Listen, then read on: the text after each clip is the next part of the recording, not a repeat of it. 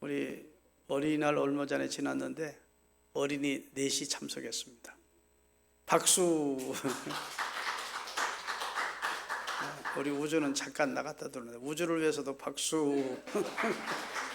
물 가지러 갔다 오는구만.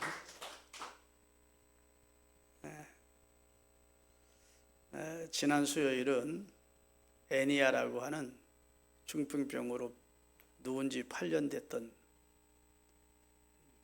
중환자를 베드로가 일으키면서 자리를 정돈하라 하는 말과 함께 일어나 정상이 건강한 사람이 되므로 많은 사람들이, 루다와 샤론에 있는 사람들이 애니아에게 은혜를 주신 하나님을 알고 믿게 됐다 하는 내용이 되었습니다. 오늘은 그 루다에서 약 18km, 우리가 환산하는 니수로 말할 때는 45리 떨어져 있는 곳에 요빠라는 항구 도시가 있었는데, 여러분 요빠 하면 솔로몬이 성전을 지을 때 네바논이라는 나라에서 백향목과 돌을 수은에다가 그 요빠에서부터 예루살렘까지 이동시켜서 거기서 성전을 지은 곳입니다. 요빠는 항구입니다. 그리고 여러분, 요나가 요빠로 내려갑니다. 하나님께서는 니느웨로 가서 말씀 전하라 하는데 요빠 항구로 가서 다시스로 가는 배를 타고 반대 방향으로 가다가 큰 풍랑을 만나 공경을 치르고 나서야 나중에 니느웨로 가서 사명을 감당한다는 이야기가 나옵니다. 그 요빠는 지금은 야파라고 부르는데 텔아비브와 야파가 하나로 묶여 있습니다.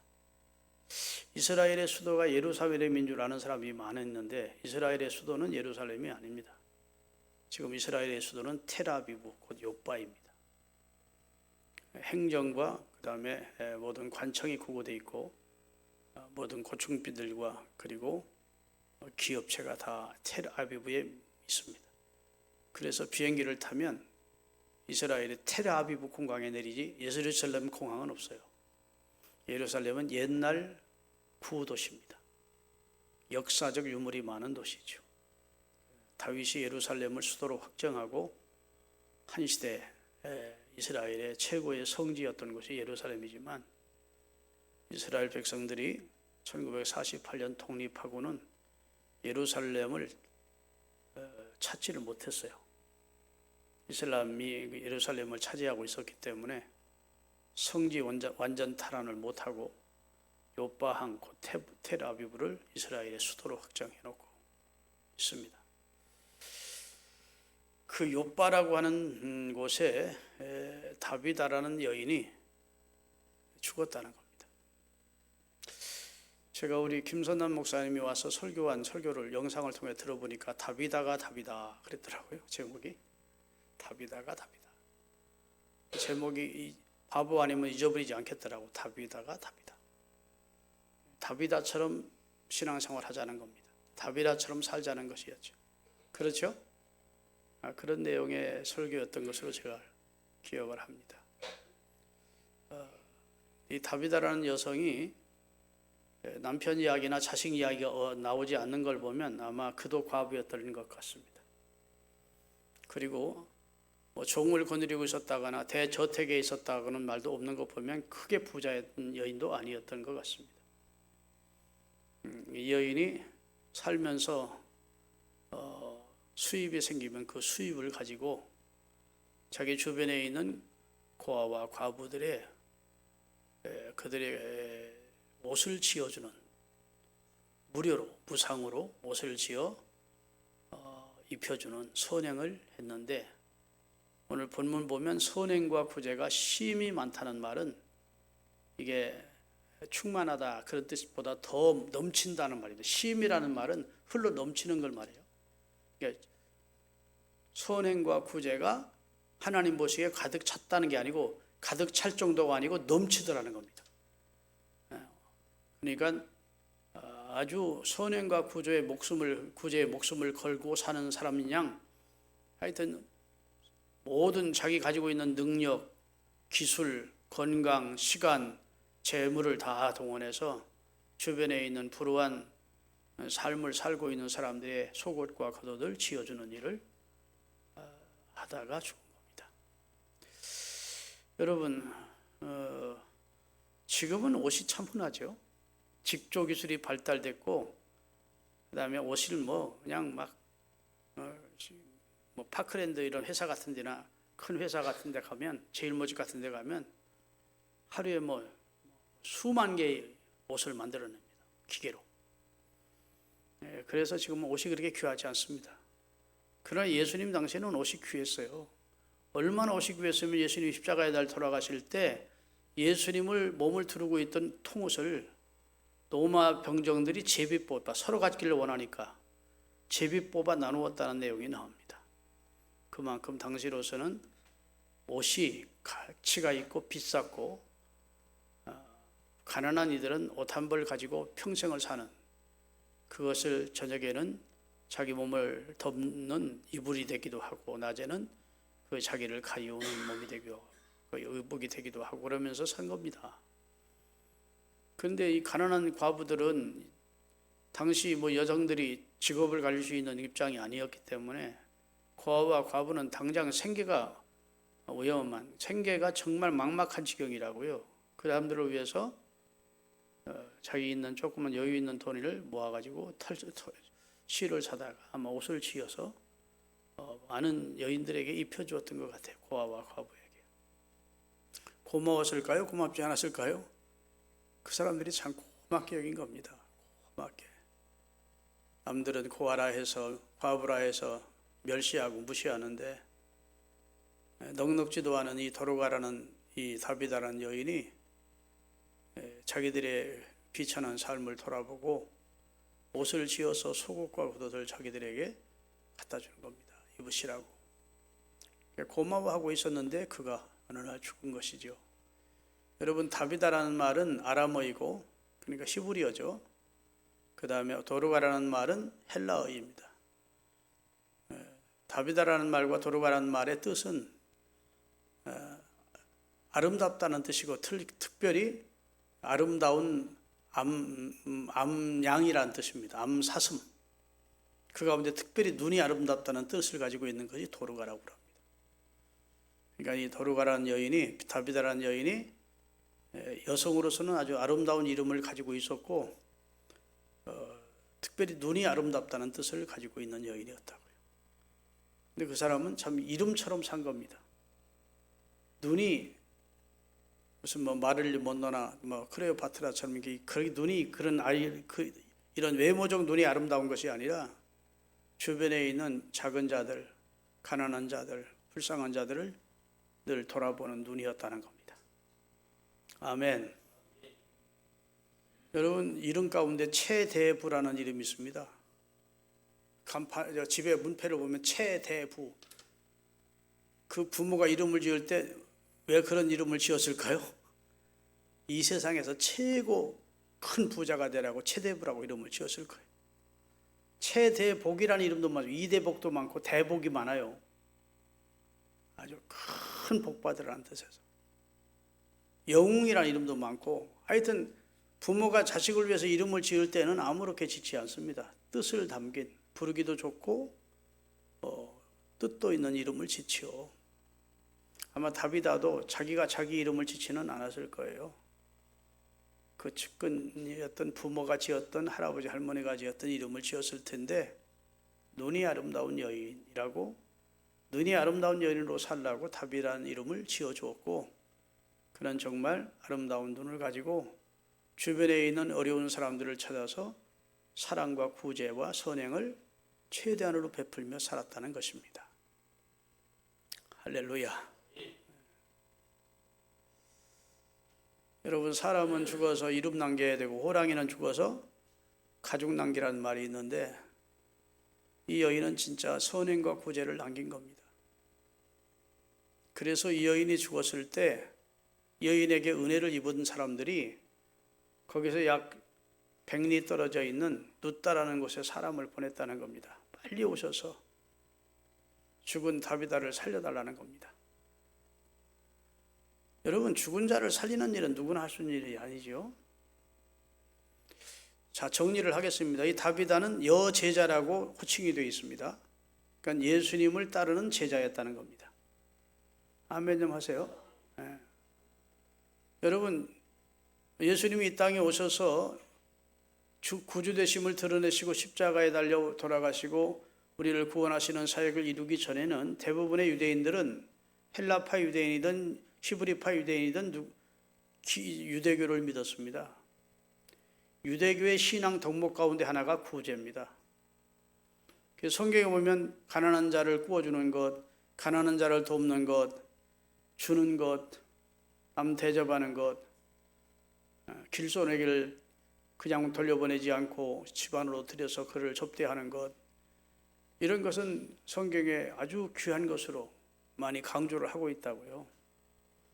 그러니까 이 다비다라는 여인은 아마 신실한 유대교인이었다가 이제 주 예수를 전하는 복음 전도자들을 통해서 예수 그리스도를 주로 믿고 예수님의 제자가 된 여인입니다.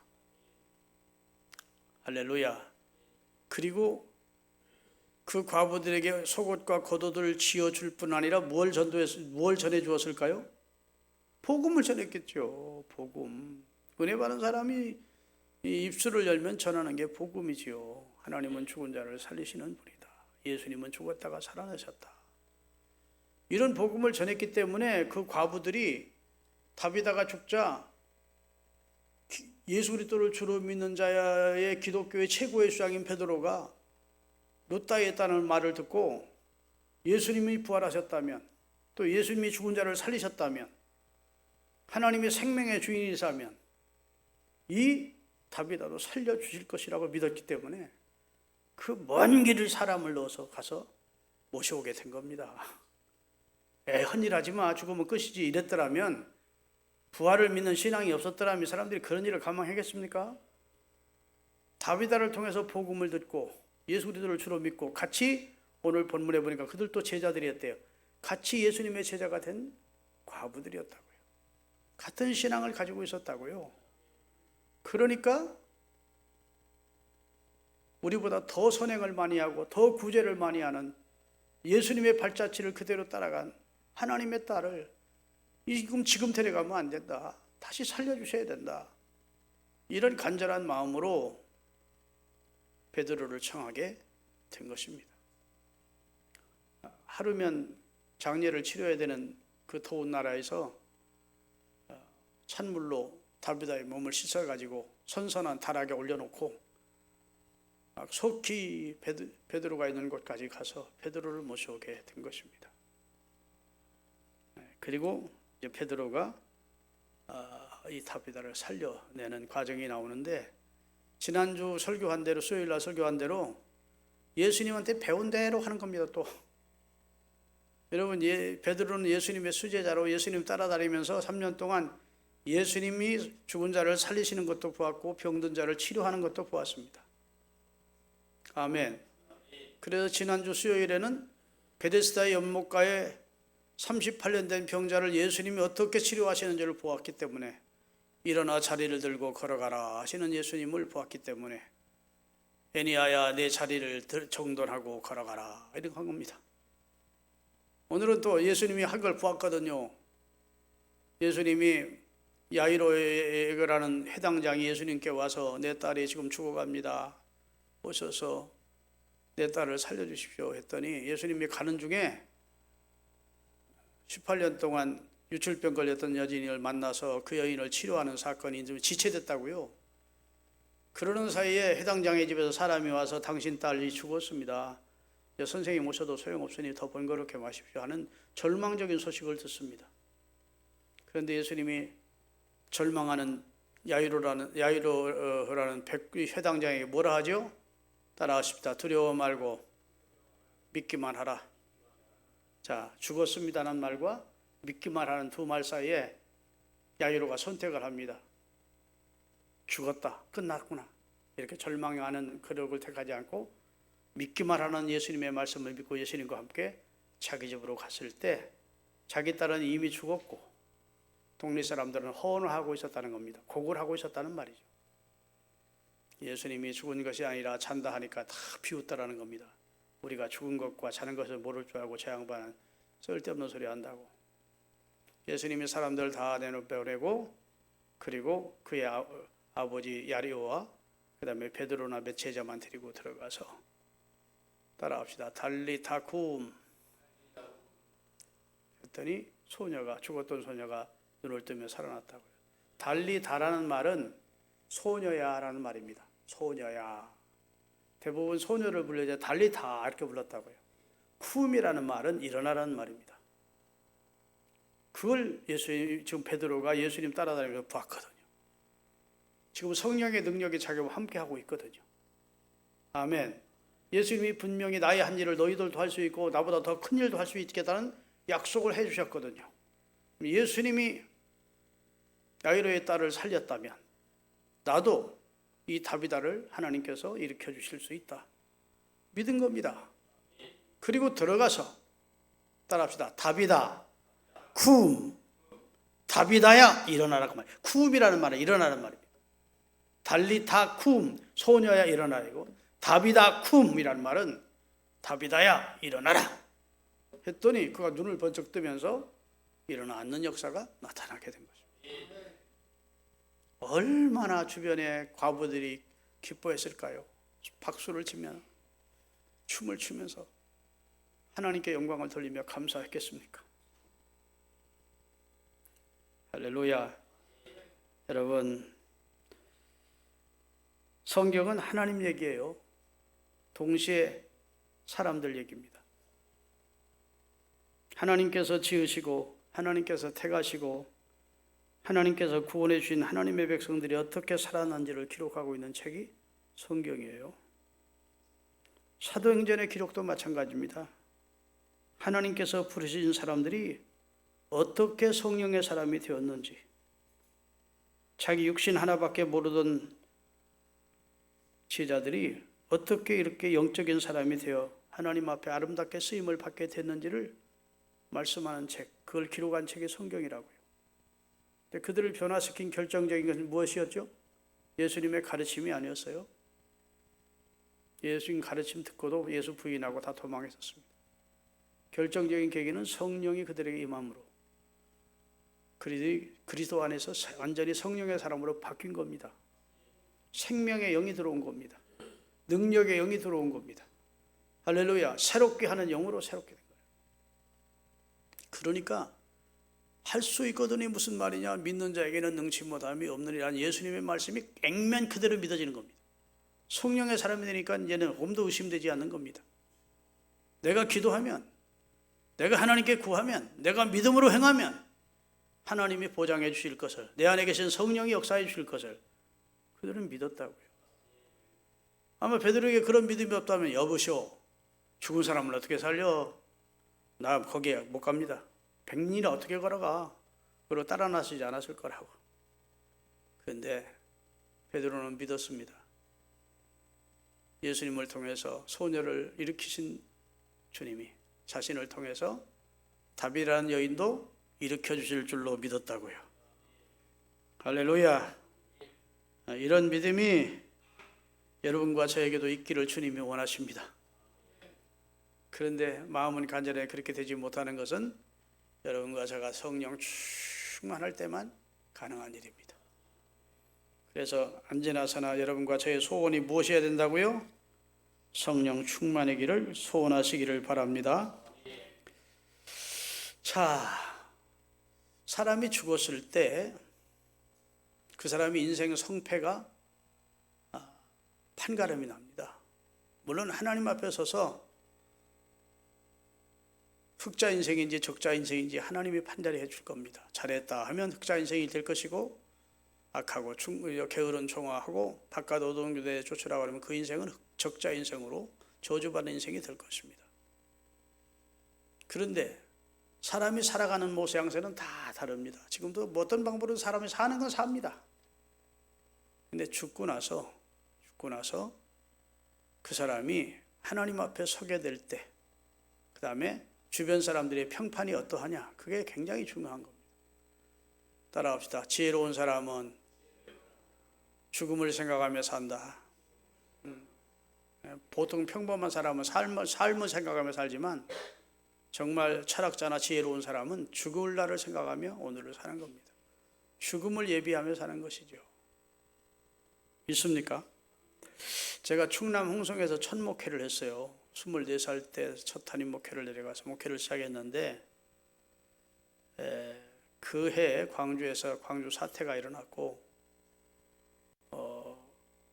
그 해 그 다음에군요 일어났고 하여튼 홍성 읍내에 가서 머리 깎으러 가면 막 쉬쉬쉬쉬 하는 그런 때입니다.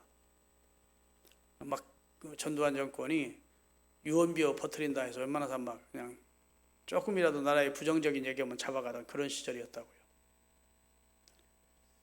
그런데 이제 그래서 정치 얘기는 잘 못했어요. 그런데 이발소에 가든지 미용실에 가면 동네에서 돌아가는 얘기 다 나오잖아요. 근데 그때 홍성 군수가 세상을 뜬 겁니다. 홍성 군수가. 홍성 군수가 세상을 떴는데 거기를 조문을 다녀왔는데 거기 이발소에 앉아 있는 분이 나를 그저께 홍성 군수 죽어서 이 조문 갔다 왔네.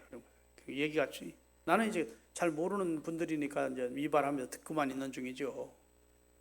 야, 사람 10명도 안 왔어. 가족들 외에는 사람이 없어. 나 그렇게 초라한 장례식은 처음 봤네. 아이고, 살아계실 때 너무 교만하고 거드름 피우고 좀 그렇게 사시더니 사람이 덕을 베풀지를 못하고 그렇게 사시더니 그랬군요. 그래요. 그 얼마 후에 양은주 장로님이라고 저희 아버님보다 한 10살 많으신 장로님인데 충남 홍성 남산교회 장로님이 계셨어요. 그 장로님이 돌아가셨습니다. 그분은 신의주 군수를 하시다가 1.4.5태 때 월남에서 고아원을 차리셨어요. 홍성에 가면 홍성 고아원이 있었습니다. 그분이 세상을 떠났는데요. 옛날에는 이 상여로 장례를 모십니다. 상여가 메고 나가고 막 딸랑딸랑 그러면서 그러잖아요. 그러면 그 사람이 그 장례가 호상인지를 알려면 만장이 몇 개가 있느냐 보면 알아. 그리고 뒤에 따라가는 그 조상꾼들이 쭉 따라가면 대단한 분이 돌아가셨다 그랬다고. 창세기 마지막 장을 읽어보면 야곱이 이스라엘의 장례, 가나안 땅에 장례하는 내용이 나오는데 그 주변 모든 사람들이 뭐 다 깜짝 놀랐다는 겁니다. 그렇게 많은 조상꾼들이 애굽에서 올라와서 야곱의 장례를 치렀다는 거예요. 왜? 요셉이 총리였기 때문에. 그런 것처럼 양문주 장로님이 우리 교회가 소양교회인데 그 앞으로 이렇게 홍동이라고 하는 곳으로 이제 갔다가 저기에 장례를 치르게 되는데 저기서 홍성읍까지 거의 끊이지 않을 정도로 사람이 막 따라가는 겁니다.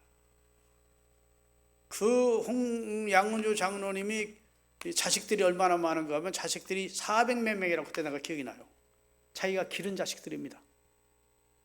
고아들이 근데 고아를 키우면서 자기 자식들은 따로 식구들이 따로 먹고 고아들은 따로 음식을 준 게 아니고 내 새끼들도 고아들과 똑같다. 그리고 차별 없이 자기 자식들을 우대하지 않고 똑같이 사랑을 베풀고 자비를 베풀고 도움을 주었대요. 그래서 이분이 얼마나 바이올린도 잘 키는지 나이가 그때만 해도 80 거의 넘었을 때 찬양대에 서가지고 바이올린 반주하시는 아주 인테리 중에 인테리였는데 그분이 돌아가셨을 때 그 홍성 군수와의 그 얘기와 그분의 죽음의 행렬을 보면서 저도 이제 그 상해를 뒤따라가면서 장례 치르고 저녁에 늦게 제가 집으로 돌아왔는데 이렇게 살다 가야 되는구나 이런 생각이 들더라고요. 사람이 죽으면 죽어봐야 그 사람 인생의 성패를 알아. 제가 목회를 하다 보니까요 장례를 치르러 갔는데 예배 봐달라고 해서 갔는데 자식도 없고 가족이 거의 없고 손주 하나 앉아있는 집도 봤고 그 다음에 딸 하나 앉아있는 집도 봤고 문상 온 사람도 거의 없고 그런 사람들을 보면 얼마나 인생을 막 살았는지 작은 부인도 두고 뭐 두고 살고 했지만 다 지금은 헤어지고 인생을 정말 실패한 인생들이 있더라고요. 여러분의 코에 지금 호흡이 붙어 있잖아요. 이게 딱 멈추는 순간, 그리고 여러분의 호흡이, 코에 있던 호흡이 딱 멈췄다는 것을 주변 사람들이 그분이 돌아가셨다는 걸 알게 되는 순간, 여러분의 직계 가족 외에 정말 내 죽음을 애달파하고 그분은 참 훌륭한 분이었다, 고마운 분이었다, 내가 은혜를 많이 본 분이었다, 그러면서 마음 아파하면서 조문해 줄 분들이 몇 분이나 될지 한번 생각들 해보세요. 여러분이 세상을 떴는데, 여러분의 직계가족이야 말할 것도 없고 뭐 당연히 직계가족이 아닌 여러분의 주변에 여러분이 은혜를 베풀어 준 사람, 도움을 준 사람, 오늘 다비다처럼 많은 선행과 구제를 나름대로 베풀며 살았기에 그 사람들이 사람인지라 다 고마운 마음을 가지고 있던 사람들은 참 그분의 생애는 나한테 고마웠다, 이런 마음을 들게끔 살아야 된다고. 잘 되셨다, 그러면 안 되지. 아이고 속이 다 시원하네. 그러면 안 되잖아요. 그렇게 살려면 어떻게 살아야 되냐? 구제하며 살래요.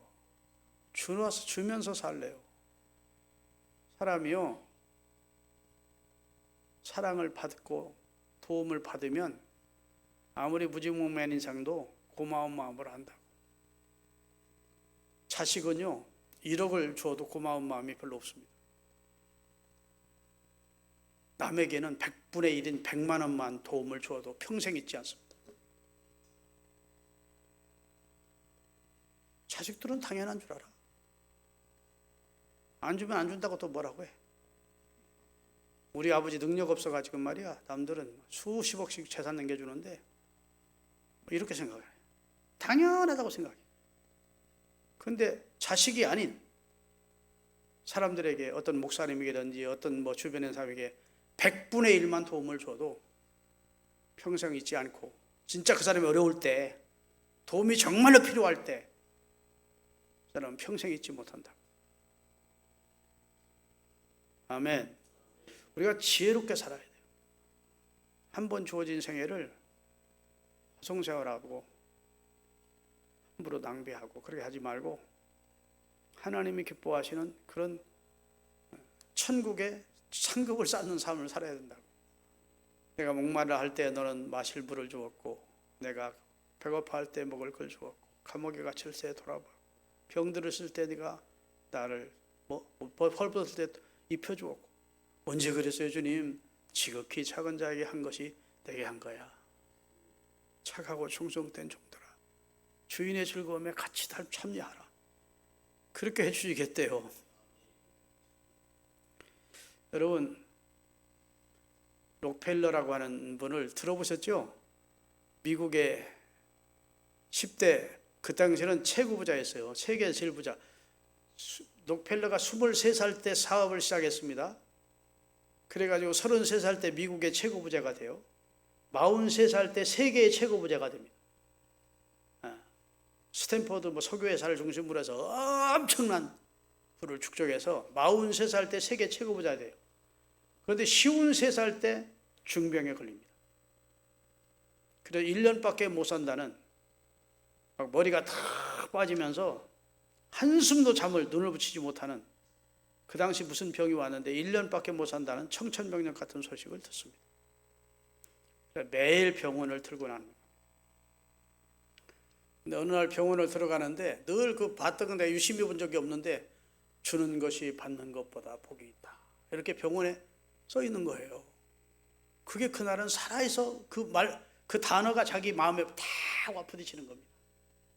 지금까지 수단 방법 가리지 않고 남의 기업도 다 뺏고 이러면서 미국 세계 최고 부자가 됐는데, 자기 뉴욕에 있는 본사 앞에는 날마다 록펠러 타도 집회가 열리고 있는데, 그래도 내가 최고의 최고 부자라고 떵떵거리고 살았는데 지금까지는 막 모으는 데만 최선을 다하고 어려움을 당하는 이웃에게는 관심도 없었는데 주는 자가 받는 자보다 복이 있다. 그런데 막 병원이 시끌시끌한 거예요. 무슨 일인가 하고 비서한테 알아보니까 다 죽어가는 급하게 생긴 어린아이를 데리고 온 어머니 아버지가 병원비가 없으니까 병원에서 안 받아준다고 받아달라고 그러고 병원비 내셔야 받는다고 그러고 그러면서 실랭이가 벌어진 거예요. 걔 록펠러가 자기 비서한테 내가 줬다 하지 말고 그래서 병원 입원시키고 그 다음에 치료해주게 다 도와주게. 그리고 그 다음날 갔는데 그 아이가 죽어가던 아이가 살아났다는 거예요. 그때만큼 그의 지난날 그의 평생을 수레하면서 그가 고백하기를 자기가 그때만큼 행복했던 적도 없고 그때만큼 보람을 느낀 적이 없다는 겁니다. 그때부터 그는 자선사학가가 된 거예요. 그래서 1년밖에 못 살다는 53세 때 1년밖에 못 살다는 그 록펠러가 98세까지 장수했습니다. 지금 98세면 뭐 그런 사람들 많지만 옛날 98세는 정말 장수한 겁니다. 그때부터 교회를 4,978개를 지었어요. 제가 다 애워가지고 나왔어요. 대학교를 종합대학을 24개를 미국에 세웠습니다. 그 가운데 최고의 대학이 시카고 대학입니다. 그 시카고 대학은 노벨상을 탄 사람만 54명입니다. 세계 최고의 명문 대학을 그가 지었어요. 그리고 시카고 대학 안에 너무너무 아름다운 예배당을 지었고 자기 어머니를 기리기 위하여 뉴욕의 허드슨 강가 옆에 리버사이드 처치라고 하는 뉴욕 구경 가면 다 거기를 명소라고 해서 구경 갑니다. 그만큼 선행을 많이 하면서 살다가 하나님 앞에 갔습니다. 믿습니까? 모으는 게 행복인 줄 알았더니 주는 게 행복이더라. 따라합시다. 주면 이상하게 채워주시더라. 성경에 보면 주라 그리하면 너희에게 줄 것이니 후히되어 누르고 넘치도록 하여 너희에게 안겨주리라 해서 이 자선사업을 하는 사람들, 많은 돈을 가지고 있지 않으면서도 자선사업을 하는 사람들이 있어요. 그 사람들이 하는 공통적인 고백이 도와주면 이상하게 다른 데서 도와주라고 또 도움이 오더라는 거예요. 또 도와주고. 여러분 칼카타의 성녀라고 하는 테레사 성녀가 있습니다. 테레사 수녀 아시잖아요. 노벨 평화상을 타신. 그 양반이 인도 다리지릉이라고 하는 곳으로 갈 때 성령이 그에게 임한 겁니다. 테레사야, 너는 길에서 태어나서 길에서 살다가 길에서 죽는 아이들을 네가 돌보라. 내가 뭐가 있어요, 하나님? 내가 돈이 있습니까? 내가 무슨 그럴 만한 능력이 있습니까? 배운 게 있습니까? 내가 함께 할 테니까 두려워 말고 인도의 칼카타로 가라. 그래 그걸 간 겁니다. 그래서 그가 인도에서 길거리에서 나다가 길거리에서 죽는 그 사람들의 뒷바라지를 하면서 평생을 살았어요. 우리나라에도 잠깐 왔었는데 그 늙어 빠진 1m 50밖에 안 되는 키 조그마한 할머니, 그냥 너무 늙어가지고 막 그냥 주름살이 막 깊이 패인 그 할머니 손 한번 잡아보려고, 그 할머니하고 사진 한번 찍어보려고 수많은 사람들이 그가 지나가는 날을 막 박수를 쳐주면서 그의 삶을 아름답게 보면서 그를 높인 것은 그가 베푸는 삶을 살았기 때문에, 자기 것 준 게 아니요, 자기는 그렇게 살겠다고 결심만 했더니 하나님이 다 어떤 단체를 통해서 주시더라는 거예요. 믿습니까? 자, 같이 한번 읽겠습니다. 주라 그리하면 너희에게 줄 것이니 곧 후히 되어 넘치도록 흐르도록 넘치도록 하여 너희에게 안겨주리라. 너희가 헤아리는 그 헤아림으로 너희가 너무 인색하고 막 이것 헤아리고 저것 헤아리고 막 계산하고 따지기 때문에 너희 인생이 그렇게 고달픈 인생이 되는 거야. 주면 살아봐. 그러면 후히 되어 넘치도록 해서 내가 안겨줄게. 잠언 11장 1절입니다. 이해되지 않는 말씀을 하나님께서 솔로몬을 통해서 하게 하십니다. 다 같이 잠언 11장 1절. 너는 내 떡을 물 위에 던져라. 여러 날 후에 도로 찾으리라. 이거 이해되지 않는 말씀입니다. 옛날 성경은 너는 네 식물을 물 위에 던지래. 여러분, 아니 사람이 먹는 떡을 식물을, 그것도 뭐 씨앗 같으면 흙에 던지라든지 이해가 되지만, 이건 이미 곡물을 가지고 빻아가지고 떡을 만들어서 물에 던지면 이건 허비하는 것이지 아무 소용없는 것 같은, 낭비하는 것 같은데, 하나님은 말씀하십니다. 낭비하는 것 같이 느껴져도 너는 베풀라는 겁니다. 베풀면 여러 날 후에 다 내가 갚아줄게. 아멘. 잠언 19장 17절. 가난한 자를 불쌍히 여기는 것은 여호와께 구워드리는 것이니 그의 선행을 그가 갚아주시리라. 하나님이 부족함이 없는데, 하나님은 누구 걸 꾸시는 분이 아닌데, 부족해야 꾸죠. 그런데 하나님 꾸시는 분이 아닌데 구워드리는 방법이 하나가 있대. 우리가 어려운 사람, 불쌍한 사람 도와드리면 하나님이 빚진 것을 여긴대. 아, 내가 갚아줘야 되겠다 하고 그 사람에게 갚아주신대. 하나님께 빚 지우고 사십시다. 아멘. 그래서 우리가 이 땅을 마치는 날 주님이 잘했다, 너는 오른편에 있는 자다, 인정받으실 수 있기를 바랍니다. 예수 믿고 구원 얻었는데 선행은 하나도 안 해. 선행으로 구원받는 건 아니지만 그 은혜의 감격에서 어려운 이웃을 하나도, 은혜의 감격한 자, 은혜의 찬송만 하고 예배만 드리지 주변의 어려운 이웃을 돌보지 않아. 그것은 하나님 앞에 반쪽 믿음입니다. 따라합시다. 하나님 사랑하고 이웃을 사랑하라, 내 몸처럼. 그것이 모든 율법과 선지자의 강령이래요. 그러니까 주님은 우리가 믿음 생활한다고 주여 믿습니다만 하고 예배만 잘 드린다고 기뻐하는 것이 아니라, 하나님 사랑하고 우리 주변에 있는 다비다처럼 불쌍한 이웃이나 도움이 필요한 자들에게 물질적인 도움을 드릴 수 있는 능력이 안 되면 마음으로도 위로도 해주고, 할렐루야. 오리를 가자고 하면 심리도 동행해주고, 그러면서 하시다가 여러분의 코에서 숨이 멎는 날, 그래도 여러분 생을 떠나는 것을 아쉬워하고 고마웠던 분이라고 인정해주는 사람이 그래도 지상에 좀 몇 사람 있어야 될 거 아닙니까? 아멘.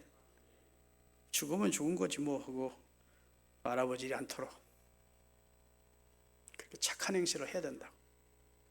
마태복음 5장 16절 읽고 끝맺겠습니다. 이같이 너희 빛을 사람 앞에 비추게 하여 그들로 너희 착한 행실을 보고 하늘에 계신 너희 아버지께 영광을 돌리게 하라. 아멘. 우리가 그런 선행이나 구제에 힘이 많은 그런 삶을 살면 불신자들도 우리의 착한 행실을 보고 저 사람이 믿는 하나님은 진짜 귀하신 분이라고 하나님의 이름 옆에 영광이 돌아가게 된다는 말씀을 하고 계시니까, 구원받기 위해서 선행하라는 것이 아니고 구원해 주셨으니, 아멘, 내가 받은 사랑을 이웃에게도 베풀며 살기로, 그런 인생을 제게 달라고 기도하십시오. 하나님, 나 그런 인생 살고 싶어요. 남에게 주는 인생, 도움을 주는 인생, 베푸는 인생, 선한 영향력을 미치는 인생으로 나 한 시당 살다가 주님 앞에 서고 싶어요. 이런 기도를 하실 수 있게 되시기를 바라겠습니다. 거룩하신